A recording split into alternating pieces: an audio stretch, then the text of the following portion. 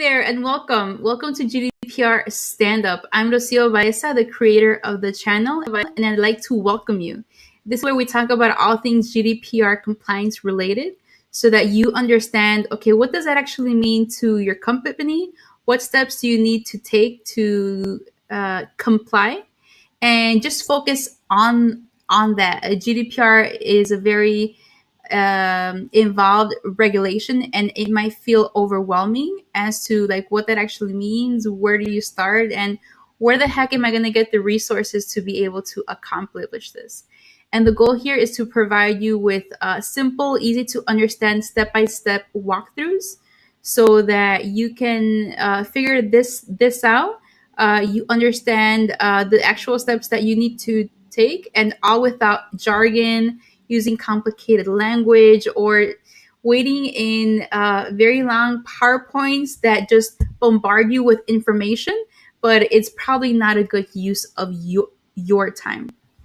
So let's go ahead and begin. And today we're going to be talking about, let me move this here. We're going to be going through our GDPR compliance checklist, and we're going to be talking about privacy policy.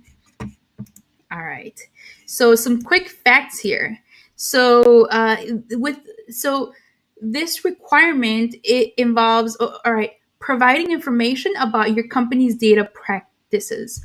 So typically, the industry standard has been to capture this in the form of a privacy policy. So if you go to any website, you can usually find a link to the privacy policy either at the top right or on the footer.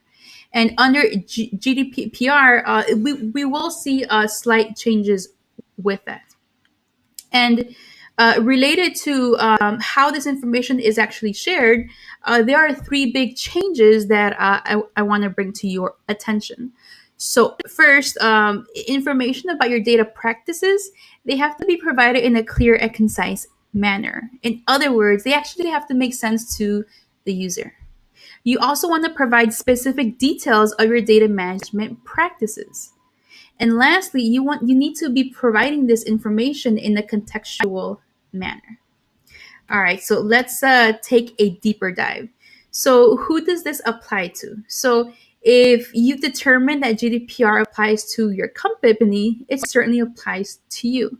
So this can be companies that receive personal data directly from the individuals. Say, for example, a customer or an employee where you're receiving that directly.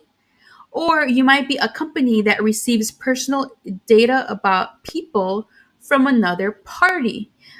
So whether it be you purchased this information, you rent this information, or you receive it in any other means.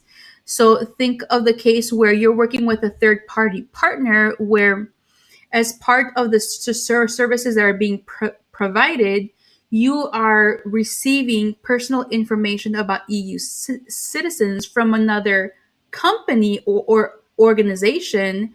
And by you holding this information, you are now subject to GDPR, but also you have to comply with providing specific information about what your data management practices are.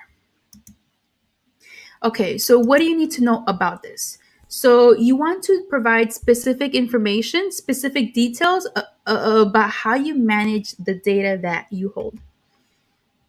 You're going to have to share how your company collects and uses this personal data. And you need to be able to answer these questions. Things like, what personal data do you collect? What's the purpose for collecting it? How long are you keeping it for? Who do you share this data with? And also, depending on, there's a typo there. So depending on the use case that applies to you, you may need to provide additional information.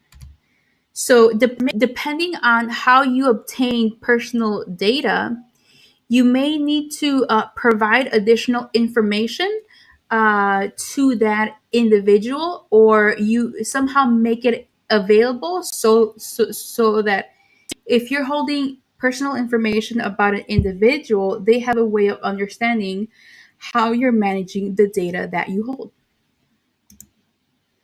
All right, what else do you need to know about this? So, this information, it has to be provided in a clear, concise, and transparent manner.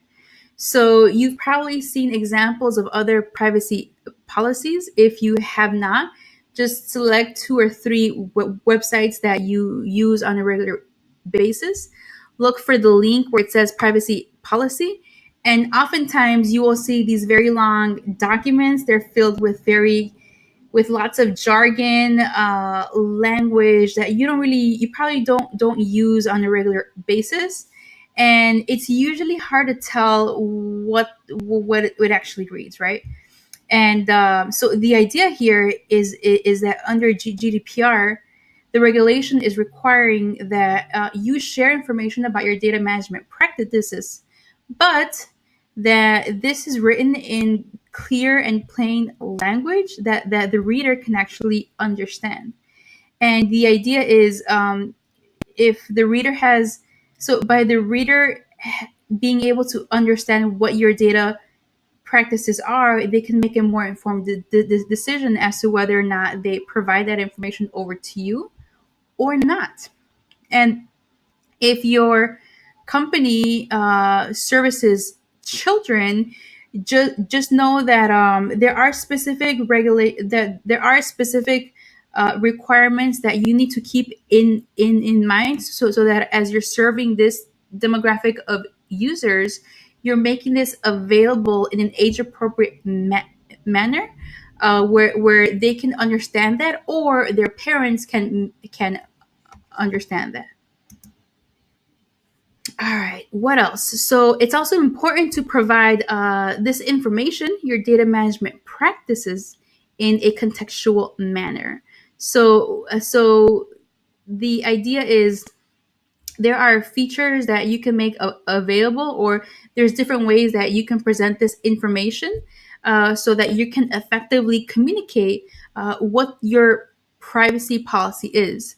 So things like layering information, so that there are these small chunks that you can uh, go to. There's examples of providing just-in-time notices. So think of this as, if you're going through some type of application process or registration process, you're as you're going through that form, you're able to see information of those data management practices as you're filling that out. There's also the recommendation of using icons, so that this information is more digestible for those of us that like to be visual. And smartphone functionality, things like pop-ups. And lastly, you also need to provide this information in specific time frames. And again, this depends on a use case. So if you are collecting personal data directly from the individual, you need to provide this privacy, let's call it a privacy notice, at the time that personal data is collected. And if you're receiving personal data not directly from the individual, you actually have to provide this level of information to the individual within 30 days of collecting that, which is also a significant change under GDPR. Oh, and I almost forgot. So it's important that you involve your legal counsel in crafting this information. So your legal counsel may be a one person shop, or you may have a team. It's important that you understand that companies are held accountable to what you say that you do. A privacy policy and any claims that you make on the website, you will be held accountable for delivering on that. So you want to make sure that the information that you are presenting, either in your privacy notice, your privacy policy, or any other forms of communication, that it's presented accurately. So to recap, you want to make sure that when you're working on your privacy, when you're working through providing privacy policy information, addressing this component for GDPR, you want to provide clear information about what your data practices are. You want to be clear and concise with your messaging. You want to include specific details of your data management practices, and you also want to keep it contextual. And in terms of like actionable next steps, so please go ahead and prioritize these activities. So give your legal counsel a heads up that your privacy policy will need to be reviewed. You want to also refer back to your data inventory so that you make sure that it captures your data management practices, because that information will be needed as you're reviewing the privacy policy and your customer flow, to make sure that you understand how the business is managing personal data, so that you can craft those changes appropriately. After you do this, you want to set up a discussion with your legal team so that you can work together in figuring out, all right, what's the best way of making this information available to the user base, and making sure that the information that is being provided is provided accurately. And lastly, make sure that you give your production teams a heads up that customer facing pages will need to be reviewed and possibly updated. All right, so that wraps up our session for today. So, in our action steps, we identify that you want to make sure that you are reviewing your data inventory as you're working with your teams to review what updates you need to make to the policy and any other customer facing communications. So if that's a step that you have not completed, just know that we have a free training available where we will walk you step by step how to create that, the information that you need to gather, and what that end result needs to look like. This will also provide you with access to free and live virtual webinars that I'll be providing to answer any questions that you have as you're completing the inventory. And yes, this is free, and yes, this will be live. The benefits of the training are, you will be able to identify, okay, which of the 10 GDPR components apply to you, including the one that we just covered.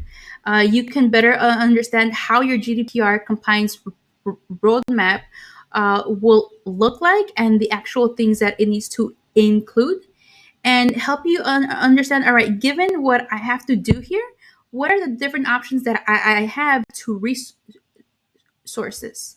And this is something helpful. This is something that all organizations will have to complete, and it's helpful in that you can use this as you're weighing your options to figure out, all right, what's the best approach, what's the best approach for me to be able to get on the path to GDPR compliance.